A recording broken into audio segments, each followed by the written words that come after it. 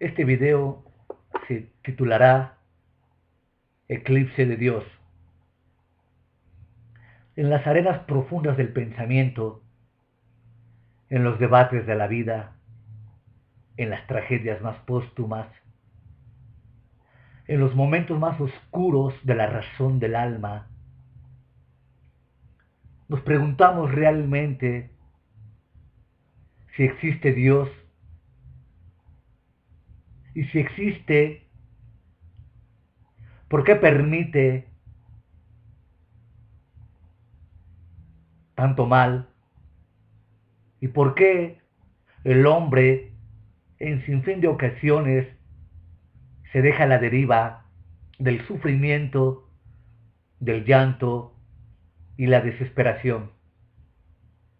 No tocaré aquí el problema del mal en cuanto a una edición académica teológica, porque existen libros de una manera maravillosa y fantástica que tocan este punto. Pero sí trataré el álgido punto del eclipse de Dios o el abandono de Dios. ¿Será verdad que Dios abandona al hombre en determinados momentos y periodos de su estadía? ¿Será verdad que Dios se oculta de una o de otra manera en el drama de la existencia humana?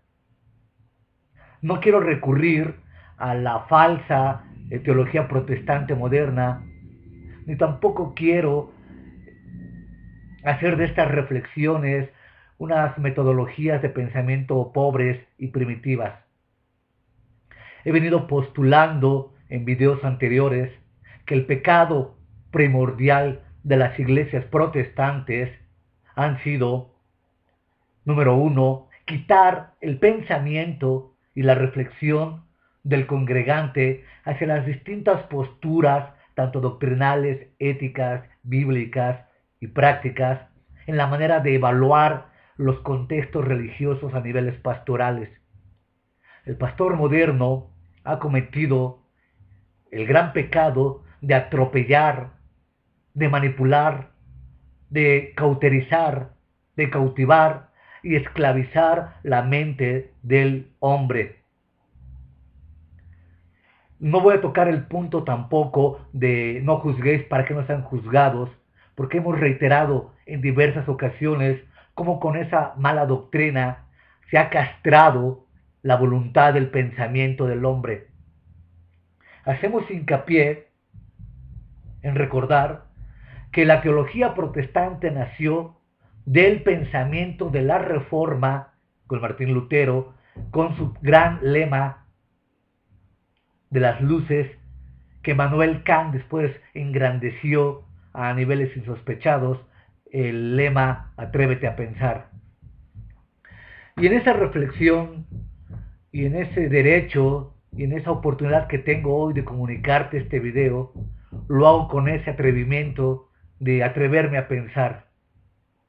Me atrevo a pensar derivado de mi propia tragedia que alguna vez viví en mi noche oscura, en el eclipse y abandono de Dios que postularé más adelante, y en el comentario de una amiga mía que me hizo en internet en estos días, en el cual su lucha titánica por la vida, su lucha titánica por las preguntas y respuestas que no se adquieren por arte de magia, y en que el drama, el dolor, el llanto, la desesperación y el desánimo concuerdan en un solo objetivo, que es dejar la existencia.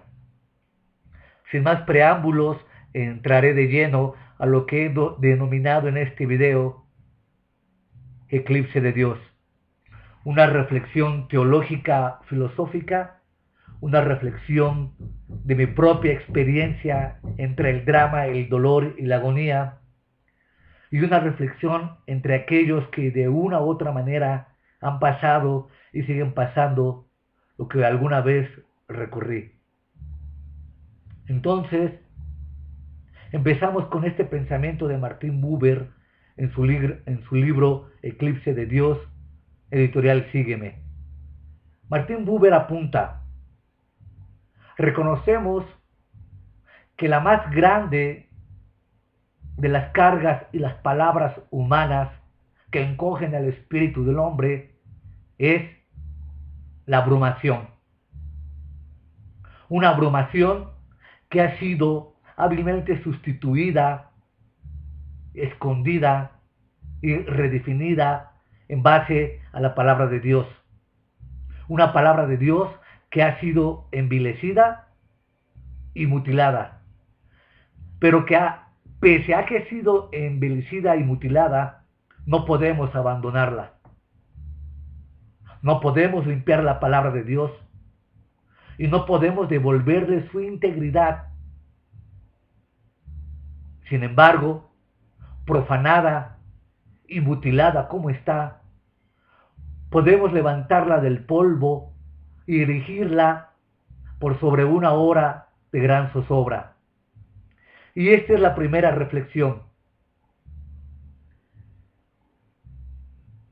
Nos damos cuenta que en tiempos modernos, católicos y protestantes se han dedicado paulatinamente a pisotear, a difamar, a empobrecer, a violentar y tergiversar la palabra de Dios, sin el menor recabo, sin la menor conciencia de ver lo que se hace en cuanto a los textos sacros.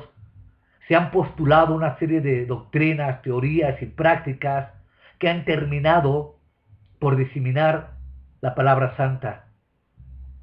Pero esta es la gran reflexión.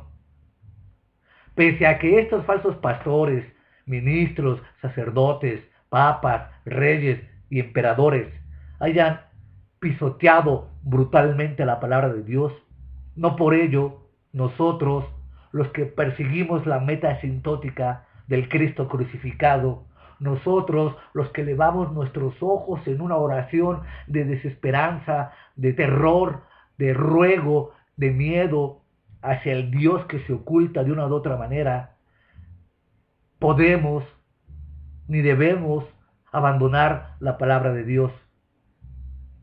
Verdad es que en los dramas más recónditos del alma no quedan fuerzas ni ganas, sino preguntas y preguntas inquietantes y peligrosas acerca de la divinidad y de la propia palabra de Dios. Sin embargo, debemos entender que lo único que podemos tener y afianzarnos y reconocer entre tantas tinieblas y tantas sombras y tantos miedos es la palabra santa. Difícil es, imposible es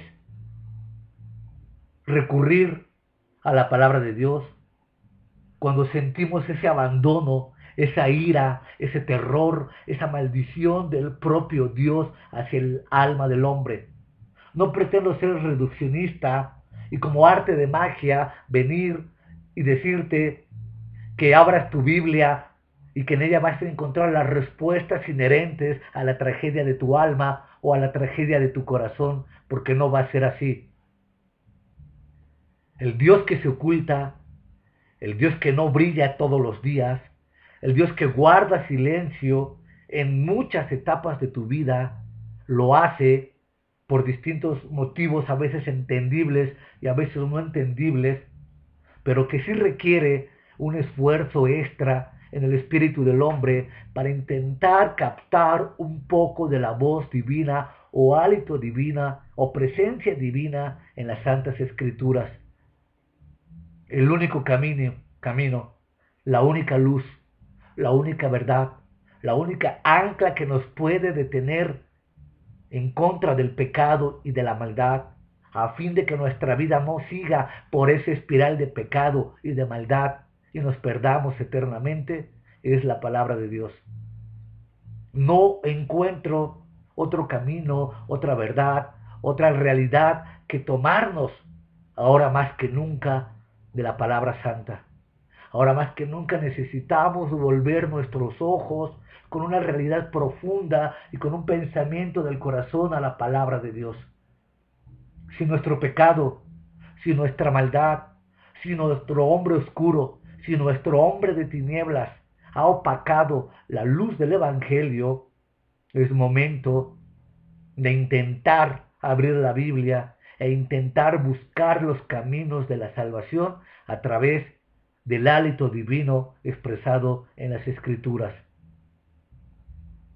En estos prolegomenos que estoy intentando desmembrar al fin de llegar al punto final o etéreo de lo que estamos comentando, es de intentar descubrir que pese a todo lo que pases y pese a todo lo que lloremos en esta vida, todavía hay un Dios. Lo expreso como el eclipse de la luz del cielo. El eclipse de Dios no se trata de un proceso que puede explicarse adecuadamente enumerando las transformaciones acaecidas en el espíritu humano. Un eclipse de sol es algo que tiene lugar entre el sol y nuestros ojos, no en el sol mismo. Cuando, como en este caso, algo tiene lugar entre el cielo y la tierra, uno lo pierde todo cuando insiste en descubrir dentro del pensamiento terrenal el poder capaz de develar los misterios. Quien rehúsa a la realidad efectiva de la trascendencia como tal, contribuye a la responsabilidad humana por el eclipse. Vamos viendo que en realidad sí hay un Dios que se oculta, sí hay un Dios que se esconde, sí hay un Dios que no siempre es revelado en todas las cosas mentales y prácticas en la historia de la humanidad y del hombre en particular. Hay un Dios que se esconde, un Dios que abandona, un Dios que no parece ser tan claro, reitero, en los momentos más duros de la vida. Los teólogos han llamado a este abandono, a este eclipse, la trágica noche oscura, en donde los misterios de la divinidad quedan eclipsados y apagados a fin de que el hombre pueda entender las circunstancias derivativas de la vida o momentos dramáticos en los cuales no es posible con palabras poder definir lo que está sucediendo. Sin embargo, el Dios del Antiguo Testamento, el Dios del Nuevo Testamento revelado en los atributos intrínsecos y extrínsecos de la divinidad, no es el Dios que se predica en las congregaciones y en los cultos y en las iglesias católicas y en otras sectas religiosas. El Dios del Antiguo Testamento, el Dios revelado en el Nuevo Testamento es más complejo, es más dinámico, es más dramático e incluso más vivo y verdadero de lo que pudiéramos entender en las primeras instancias del pensamiento teológico, filosófico y religioso. El paradigma principal del eclipse de Dios es poder encontrar la solución a tanta oscuridad mental, a tanta tiniebla, a tanta cadena y a tanto sufrimiento en el cual no podemos encontrar una solución y respuesta posible al mismo. ¿Por qué? Porque las grandes imágenes de Dios formadas por la humanidad no han nacido de la imaginación. En ocasiones, estos verdaderos formas han nacido con verdaderos encuentros entre el poder y la verdadera divinidad. La capacidad del hombre para capturar lo divino en imágenes es imperfecta en la misma medida en lo que es la capacidad de experimentar una realidad absolutamente independiente de él mismo. Es decir, hablar de Dios, intentar esbozar un discurso racional sobre su realidad, nos pone en la tensión de objetivizar lo inobjetivizable, obstaculizando el encuentro con Dios por el distanciamiento que supone pretender hacerlo objeto de nuestro conocimiento, es apostar y apostar de manera muy peligrosa. Este riesgo se hace patente en la conversación memorable que todos aquellos que hemos enfrentado el drama de abandono, alejamiento, pecado, maldad, ira, castigo, infierno, terror, nos hemos encontrado con esas preguntas y con esas respuestas que hemos masticado noche y día y sin fin de eones practicados a fin de encontrar la respuesta en el alma. Al ser cuestionado por un hombre o cualquier hombre, la existencia de Dios debe responderse correctamente. Tenemos que usar necesariamente la fuerza de la razón y la claridad del pensamiento, porque los efectos que se producen entre los interlocutores nos puede llevar a cuestiones muy, muy delicadas. Y a eso voy. A eso voy, a una reflexión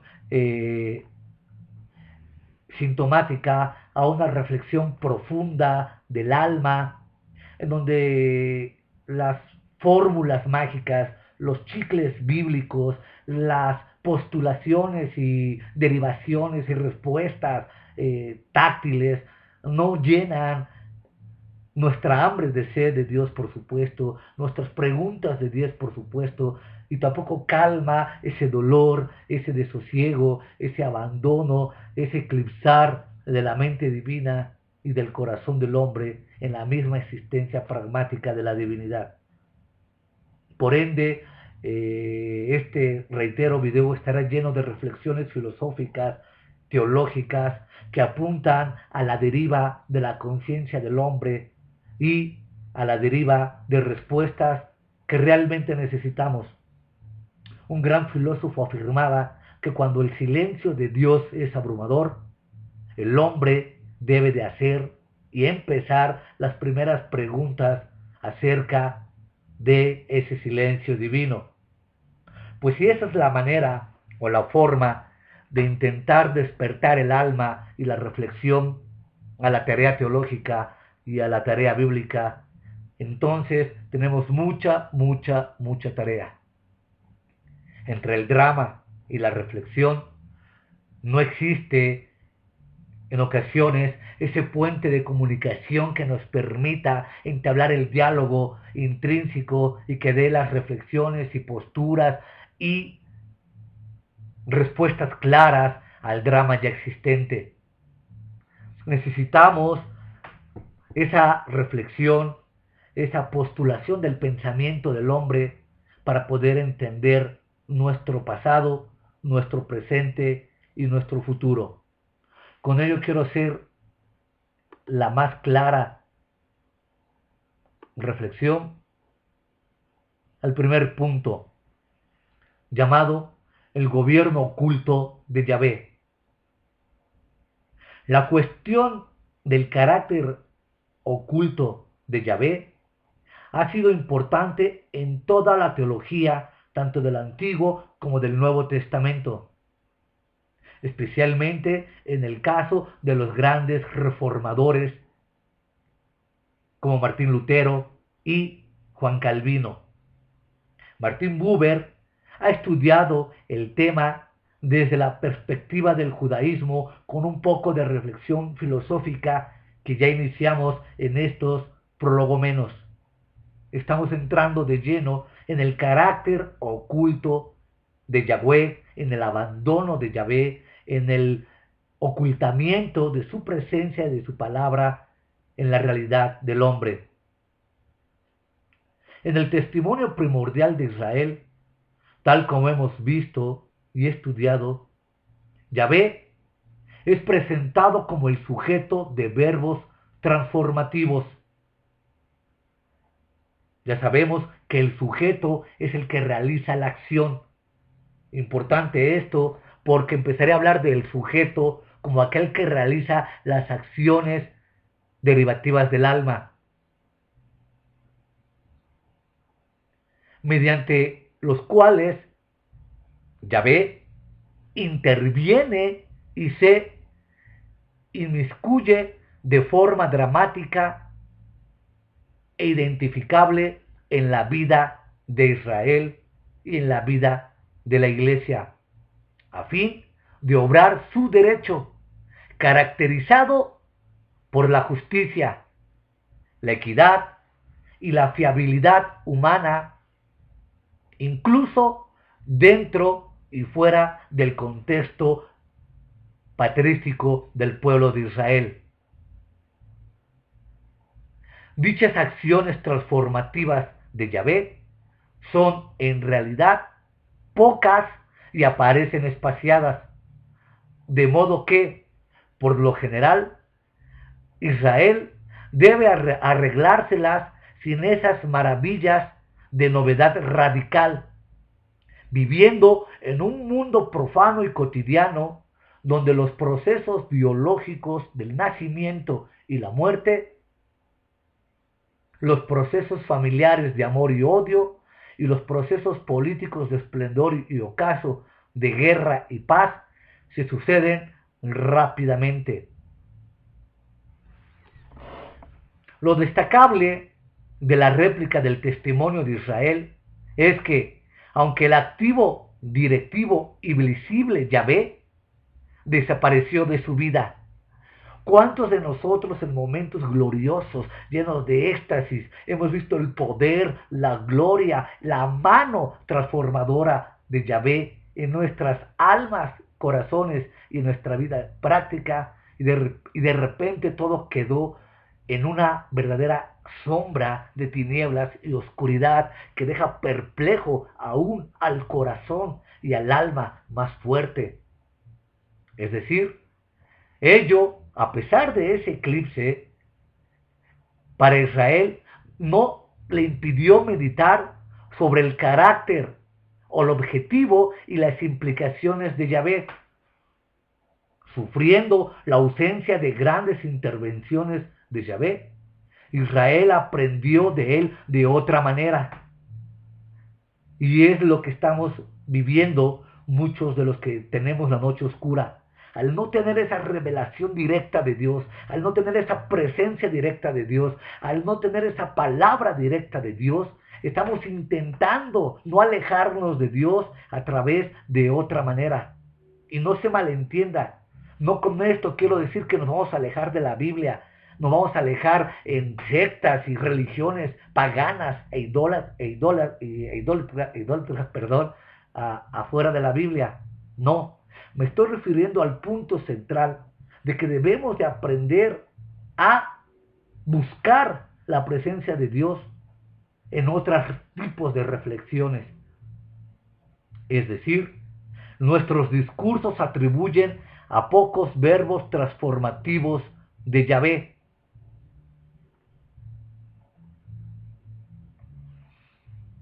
Sufriendo la ausencia de estas intervenciones, ahora tenemos que ser más precisos en el momento de puntualizar las cosas sagradas. Más bien, en la medida en que Israel meditaba sobre las constantes de su vida cotidiana, atribuye a Yahvé funciones que refieren especialmente al orden, gobierno, mantenimiento y sustento de Yahvé. Las afirmaciones que se hacen sobre Yahvé no son tan dramáticas como el testimonio primordial. Es como si Israel hubiese templado su retórica, como si Israel se retrajera después de haber hablado con excesiva exuberancia y estruendo sobre Yahvé. Así, la propuesta consiste en analizar lo que de forma revisada se dice sobre Yahvé, bajo el epígrafe de sabiduría. Como veremos, el tema fundamental de la teología sapiensal presenta como componentes la creación, el orden y la providencia. Teología sapiensal. No es fácil u obvio situar las tradiciones sapiensales, especialmente en el libro de los Proverbios, en el discurso de iniciativa sobre Dios. Es importante que un estudiante de teología del Antiguo Testamento tenga una noción general de la lucha de la exégesis veterotestamentaria por contar con todas las tradiciones sapiensales. Podemos identificar dos actitudes exéticas hacia la sabiduría en una articulación completa de la teología del Antiguo Testamento.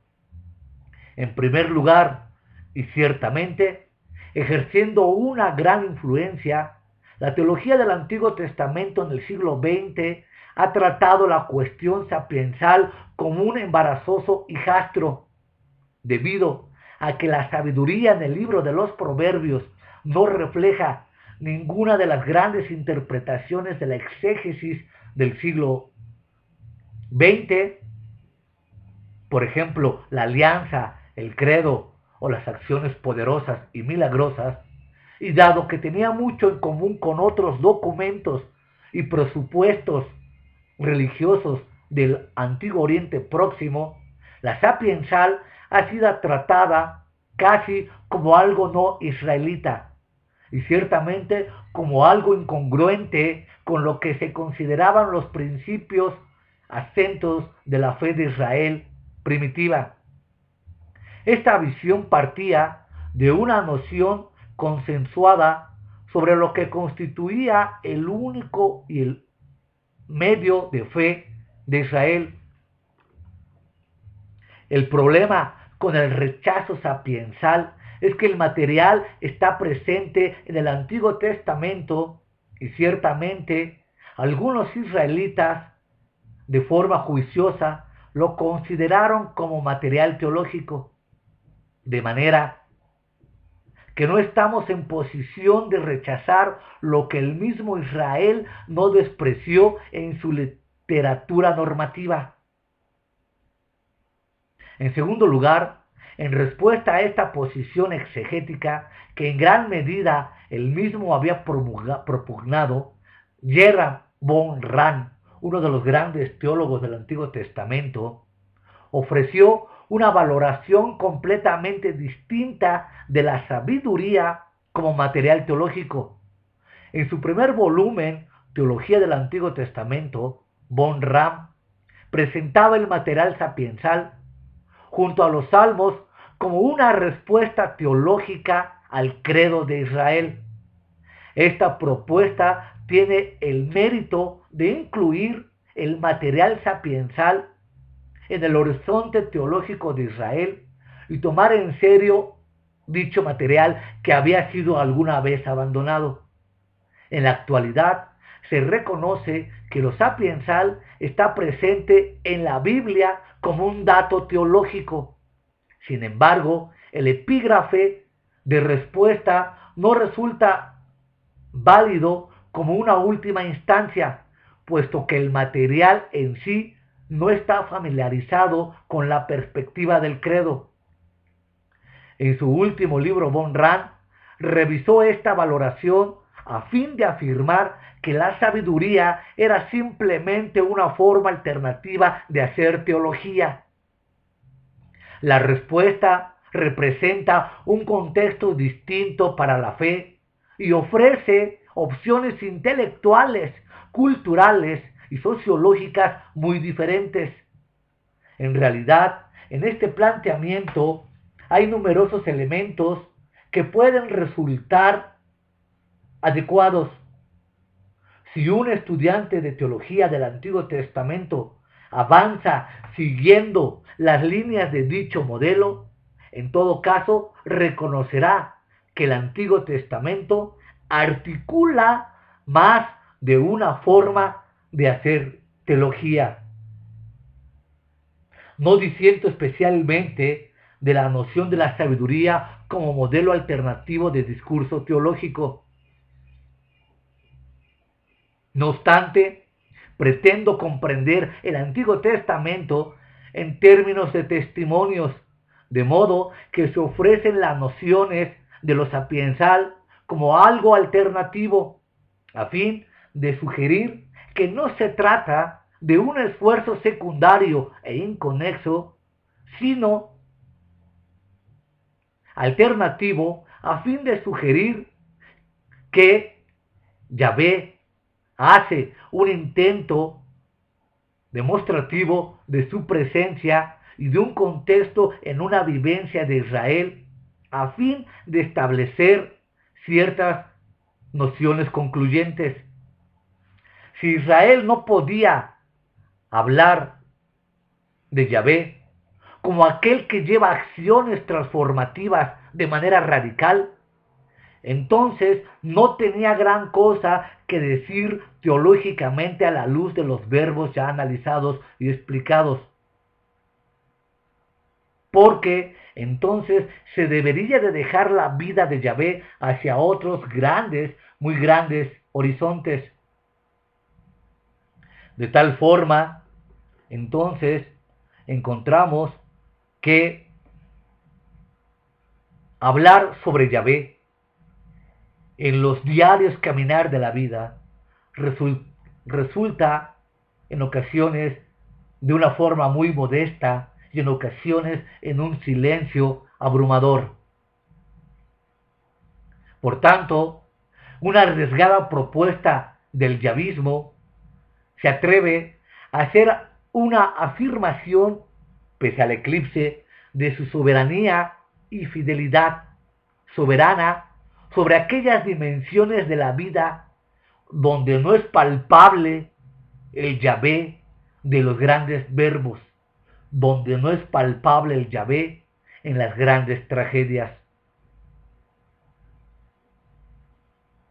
Yahvé como el oculto garante del orden. En las últimas décadas, en cierta medida, gracias al impulso de von Rahn, las exegesis veterotestamentarias han elaborado un notable conjunto de obras sobre este esfuerzo teológico, ahora resumido en forma global por Leo Peter y John Greimer. En Estados Unidos se debe prestar atención a las obras de James Cranch y Roland Murphy. En Alemania, von Rahn y algunos de sus discípulos, entre los que se encuentran Hermann Heiserman y Jens Hermanson, así como en Gran Bretaña, Norman Wilbrand, y en Suiza, los grandes libros de Heinrich Smith, han elaborado teologías tan completas donde apuntan al hecho del carácter oculto de Yahvé. En esta teología, en torno a los que hoy en día existe un consenso generalizado entre los estudiosos, Yahvé es el garante oculto de un orden que posibilita la vida en el mundo. La palabra clave es orden. E Israel se maravilla, medita y ensalza y confía en ese bello orden sin el cual la vida no sería posible. Hemos de advertir desde el punto de vista metodológico que Israel lo elabora hacia atrás, como siempre ocurre con la teología natural, infiriendo a Yahvé de las observaciones y de las experiencias de la vida cotidiana. El principal modo discursivo de esta forma de hablar sobre Yahvé son los refranes, que a menudo no mencionan en absoluto a Yahvé, pero que detrás del telón sabemos que su presencia y su gobierno controla el universo. Aquellos dichos que no se refieren explícitamente a Yahvé son preponderantes en Proverbios, y sólo mediante una inferencia se puede determinar con esos proverbios. Israel pretendía afirmar lo mismo sobre el carácter de Yahvé, es decir, el garante oculto de la fiabilidad del proceso vital necesario para la supervivencia y bienestar del mundo. El maravilloso orden de la creación. Las reflexiones sapiensales acerca de Yahvé prestan atención a los procesos vitales que constituyen la creación. El mundo es percibido como un maravilloso sistema regular en lo referido a la producción de alimento, que nutra y sustenta a todas las criaturas. El orden que garantiza Yahvé no consiste en una estricta jerarquía, como puede deducirse del término orden. Se trata más bien de una red de elementos complejos que se elaboran y se relacionan entre sí, de modo que todos reciben su sustento y su bienestar preciso. Israel podía asombrarse del modo en que las estaciones y sus consiguientes ciclos vitales se suceden con una secuencia fiable. Génesis capítulo 8, versículo 22 afirma: mientras dure la tierra, habrá sementera y cosecha, frío y calor, verano e invierno, día y noche. Se maravilla igualmente de la forma en que hay agua suficiente para todas las criaturas. El mundo resulta digno de confianza en sus cuidados y en su sustento gracias a la fiabilidad de Yahvé. Pero hemos encontrado que esta fiabilidad de Yahvé no es siempre segura y no se da a largo en todos los procesos históricos de la humanidad, como voy a pasar a demostrar.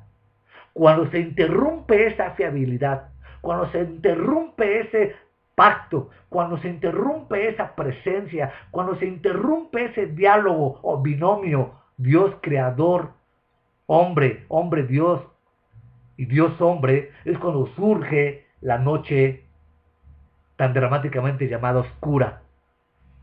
Por ende, todavía antes del rompimiento en el eclipse, encontramos la manera más exultante celebración que Israel puede expresar sobre la regularidad de la creación, como es: todos, Señor, están pendientes de ti y esperan que les des comida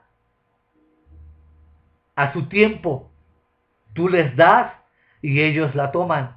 Abres tu mano y quedan saciados. Salmo 104. Todos esperan, puesto los ojos en ti, Yahvé, Rey del universo, y tú les das la comida a su tiempo. Abres tu mano y sacias de favores a todo ser viviente. Salmo 145. Por eso es que en ese dramatismo, en ese eclipse, en ese ocultamiento, en esa dramática y profunda noche oscura, esperamos la redención y esperamos que el Dios oculto de Israel decida por transformar de una manera radical nuestra conciencia y nuestra vida. De tal forma que abriendo Él su mano y teniendo misericordia y gracia para nosotros que no la merecemos, tengamos a bien a tener otra perspectiva y modelo rector de nuestra vida. La teología de la creación, tal como aparece aquí expresada, es una afirmación gustosa de que todo funciona gracias a la labor permanente de Yahvé, lo cual se percibe en todas las criaturas de Yahvé que da su sustento. La dimensión ética. Israel no se encoge a la hora de atribuir a Yahvé el papel de un Dios de la fertilidad. No obstante, Israel también insiste en que este Dios escondido ha asegurado que existe una dimensión ética intransigente en relación con el orden vital sobre el que gobierna con misericordia. Así, el testimonio sapiensal, que se maravilla también, advierte y hace recuento de la disciplina, el coste y los límites que rodean la vida dentro de este orden. Observando a largo plazo los patrones recurrentes de la conducta humana, los maestros de la sabiduría han descifrado los límites de la libertad y la configuración del comportamiento aceptable, cuyos umbrales no atravesaría la conducta que no quisiera dañar uno mismo o a los demás. Estos límites son comprendidos como restricciones de Yahvé, que ha dispuesto en el tejido mismo de la creación. Los maestros de la sabiduría notaron que el ordenamiento de la realidad otorgada por este Dios oculto es duro, intransigente e implacable, de modo que no se puede ser violado impunemente.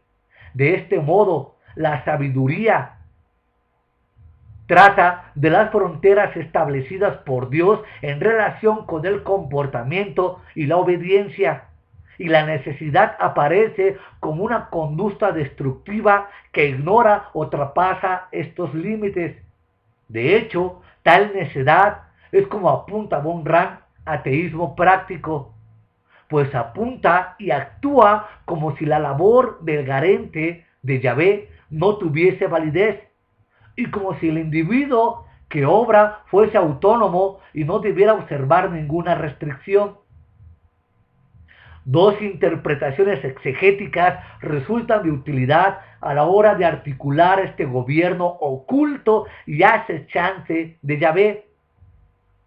En primer lugar, Hans Craig Smith ha mostrado que el orden de la creación, del que la sabiduría da testimonio, se caracteriza por la rectitud de Yahvé, una rectitud que sobrepasa el entendimiento del hombre, y que en esa rectitud Él no va a permitir que su gobierno sea violentado, ni ética, ni moralmente, ni judicial, ni penalmente, por ninguna criatura y bajo ninguna circunstancia. Dios tendrá que actuar de alguna forma, y a veces, o muy a menudo, lo hace de una manera muy violenta, a fin de hacer mostrar su gloria y su poder en la soberanía de su universo y de las criaturas. Por tanto, la intervención e intención de Yahvé no solo implica actos drásticos y entrometidos destinados a enderezar la creación, sino también las normas que garantizan la protección de la vida ante una posible autodestrucción.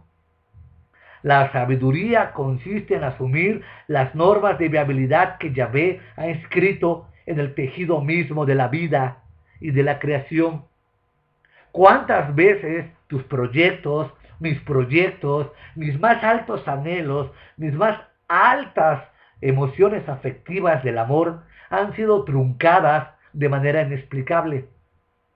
¿Cuántas veces los deseos más íntimos del corazón no se llevan a cabo como el hombre los quisiera determinar?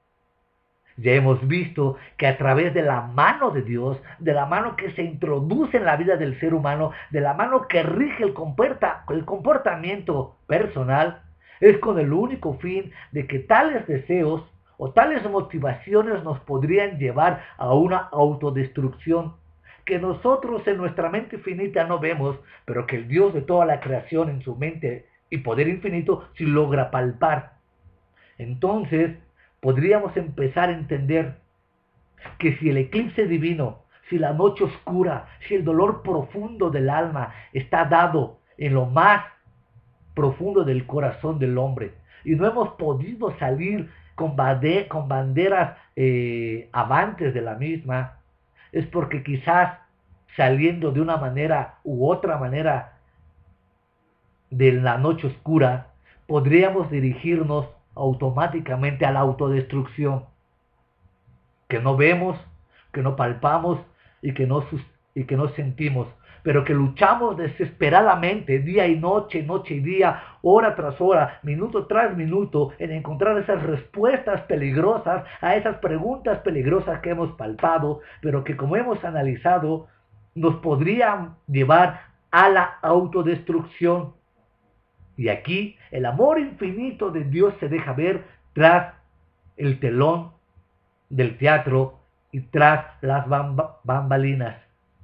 El poder y el amor oculto de Yahvé nos hace ver que si Él concediera todos nuestros deseos y aún nuestros caprichos, el fin del hombre sería la autodestrucción.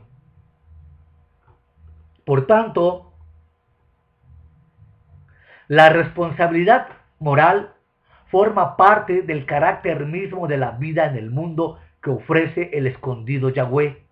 Aquí hay que recordar y reconocer que mucho del sufrimiento y del llanto del hombre a lo largo de la historia y nuestra propia vida ha sido por el pecado. Se adultera, se fornica, se miente, se comete idolatría pagana, absurda, ridícula, adorando a muñecos y monos hechos de yeso, de papel, de madera, se defrauda, se violenta, se roba, se difama.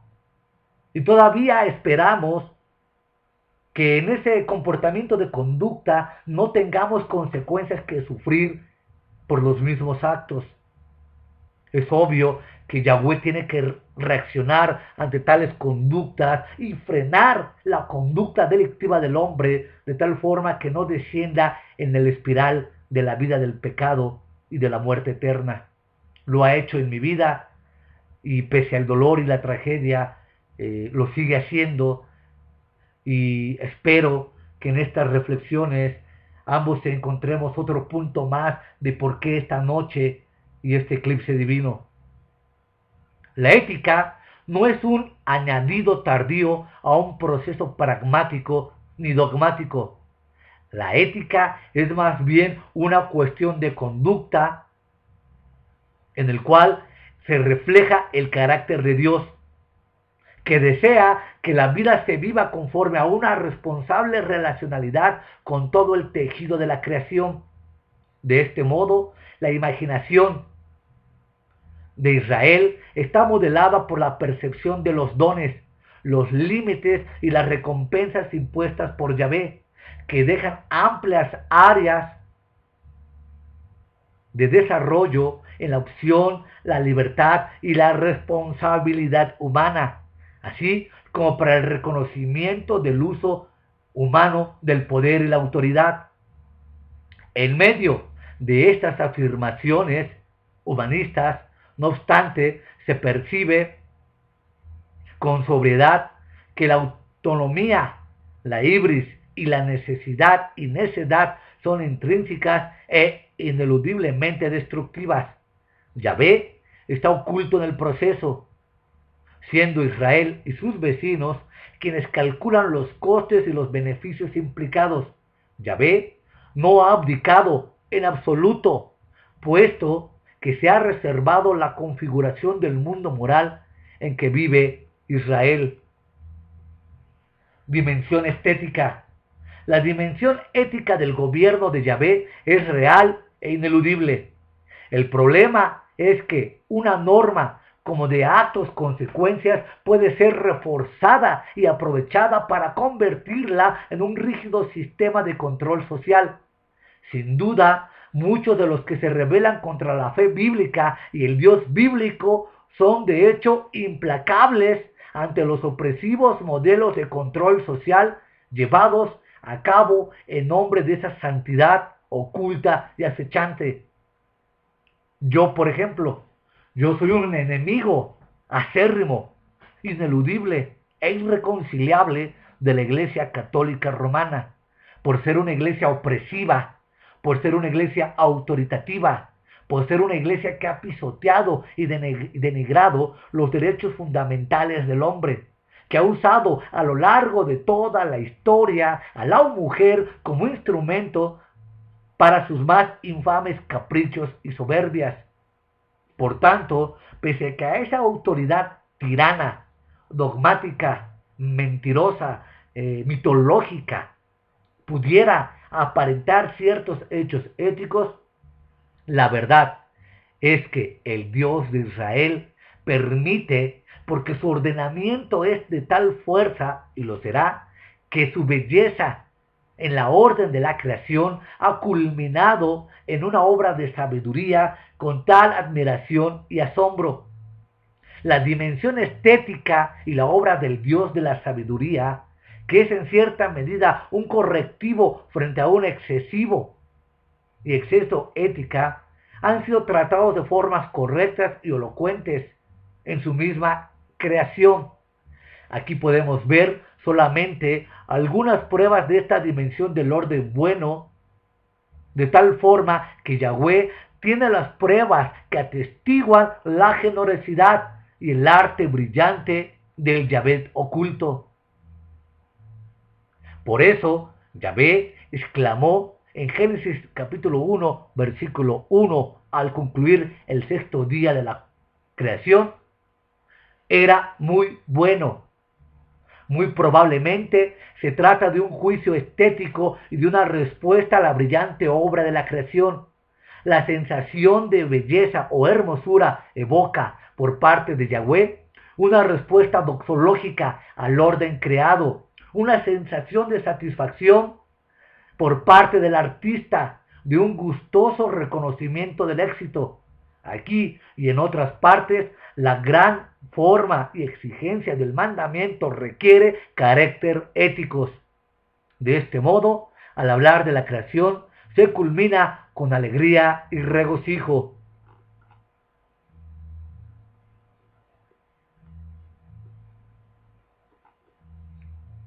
Es importante reconocer que no hay dudas en cuanto a los conocimientos de los libros sapiensales en el libro de los Proverbios.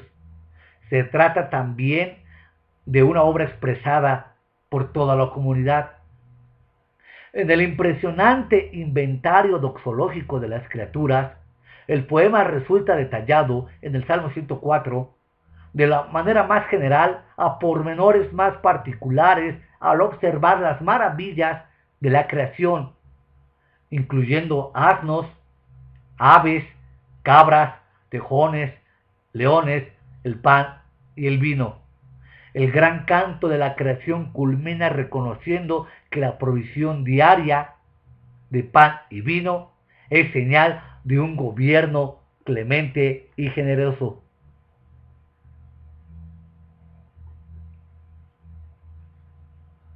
Así, la bendición intrínseca a la vida creada por Yahvé, la convergencia de fertilidad ética y estética, caracteriza el orden por el Dios oculto que está presente en los textos que tratan de la sabiduría de la creación.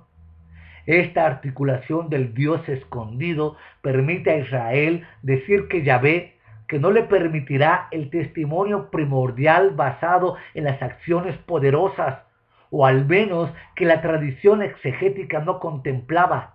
La tradición sapiensal es capaz de afirmar que la bendición, la fuerza y el deseo vital de Yahvé es algo intrínseco al proceso vital del hombre. Dichas bendiciones intrínsecas a la creación son algo que Yahvé reitera del mundo y por mero capricho. El reconocimiento de ello permite a Israel valorar lo cotidiano de la vida y apreciarlo como un don y una señal de Yahvé. Y aquí valdría la pena otra segunda reflexión.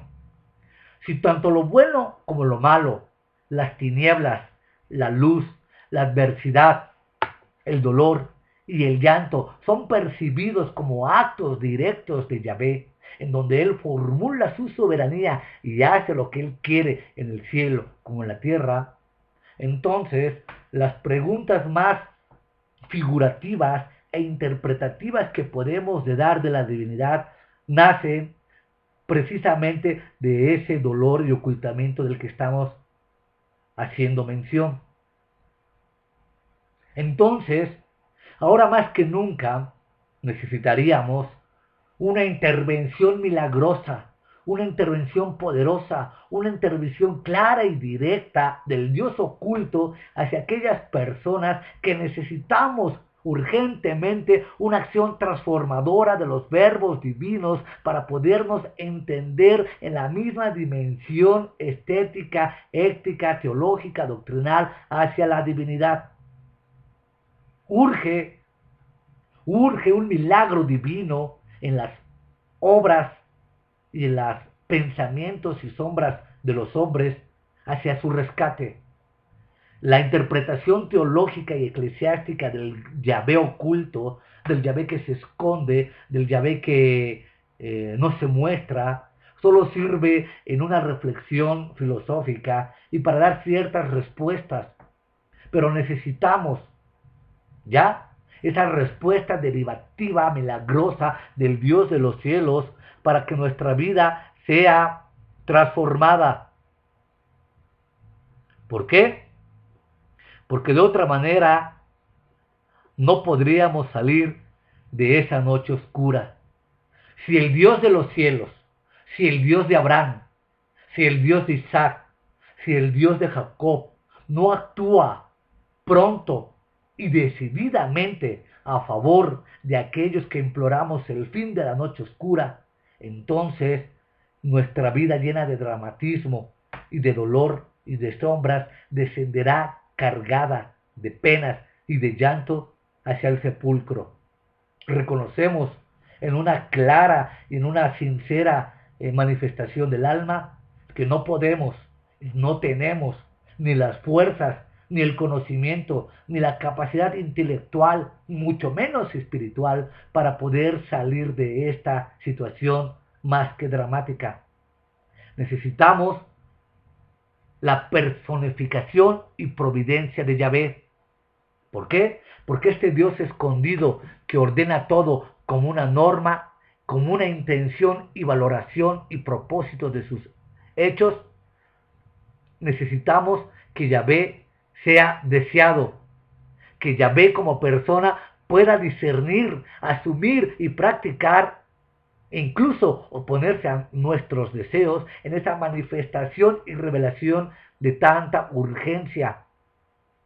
Este tipo de sabiduría consiste en el sentido común que responde a la soberana y generosa voluntad de Yahvé de otorgar vida, perdón, misericordia, salvación y satisfacción. Posee en sí el aspecto de la perspicacia y de cálculo, de confianza y sometimiento gustoso. Sin embargo, Israel también ideó en su testimonio del Dios escondido un segundo modo de expresarse, es decir, aquello que escapa a nuestra intención de saber si en este segundo modo es posterior a una manera pragmática hacia lo metafísico. La sabiduría de Israel, en algunos enunciados destacados, pretendió acercar tanto a la realidad de Yahvé, a las afirmaciones y a la sabiduría que sostuvo como esta participación de su propia naturaleza de Yahvé. Así, en muchas formulaciones doxológicas, la sabiduría constituye la forma de actuar de Yahvé como si fuese su agente. Él hizo la tierra con su poder, cimentó el cimiento con su sabiduría y su universo, con su inteligencia desplegó los cielos. Jeremías capítulo 51, versículo 15. Al que hizo los cielos con sabiduría, porque es eterno su amor. Salmo 136, versículo 5. El Señor fundó la tierra con sabiduría, estableció los cielos con inteligencia. Por su saber brotan aguas abismales y las aguas destilan rocío. Es decir, la sabiduría, la habilidad y el arte necesario para crear un orden conforme a la justicia son facultades del Dios escondido. Esta capacidad para la sabiduría en la presente réplica del testimonio constituye una cualidad exclusiva de Yahvé. En cualquier otro caso, Israel aún llega más lejos a la hora de esbozar el orden primitivo y naturaleza de Yahvé. La sabiduría se convierte en un agente personal y activo en el mundo, capaz de actuar de manera consciente y de voluntad hacia la creación en bienestar. No nos incumbe si dicho agente debe ser tomado o si se presenta como un recurso retórico o como un agente real. Lo importante es que la sabiduría se presenta ahora como algo muy difícil y diferente al sentido común ya vista. Es decir, necesitamos las transformaciones de Yahvé de una manera clara y palpable. Por ende, resulta claro que en este discurso de la divinidad Y en este proyecto, a lo largo de su inescrutable camino, con un misterio inescrutable y fiabilidad estética y ética, los seres humanos recorramos y recordemos siempre el camino bíblico que Israel trazó. No te diré ni te daré soluciones fáciles y espurias a la manera de intentar resolver la noche oscura.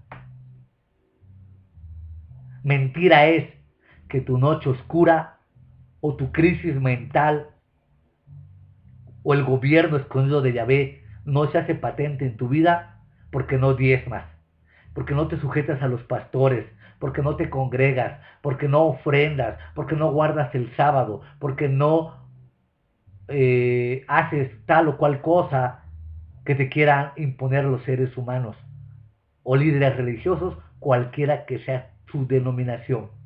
Eso es una burla, es una mentira, son cosas tan fanáticas, tan absurdas en el verdadero pensamiento teológico y en el verdadero drama de la vida.